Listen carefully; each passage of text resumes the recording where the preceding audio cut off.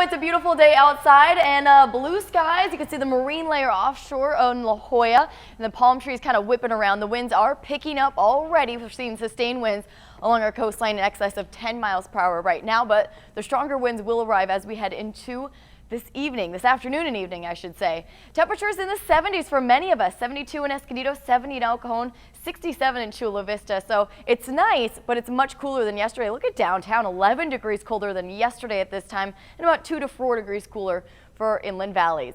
I want to show you 10 News Futurecast as far as those winds goes. For the coast and the valleys, we could see gusts maybe up to 30 miles per hour or so. But the mountains and the deserts, that's where the strongest winds will arrive. And starting at noon, that's when we're going to see a high wind warning go into effect. We could see isolated gusts reach up to 70 miles per hour for areas like Mount Laguna, one of the typically windier spots.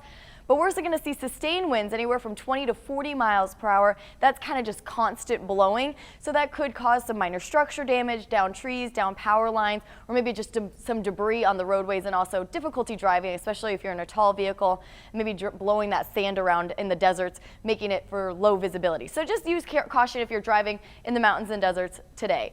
Low pressure over to the north of us. That's the system that's bringing the winds here locally. The rain, though, that will be staying to the north of us.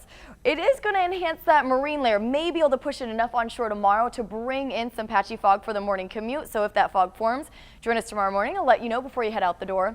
70 degrees tomorrow will be the coolest day for our inland neighborhoods, with mid to upper 70s for our weekend looking lovely. 60s in the mountains this weekend and 80s near 90 out in the deserts. Guys?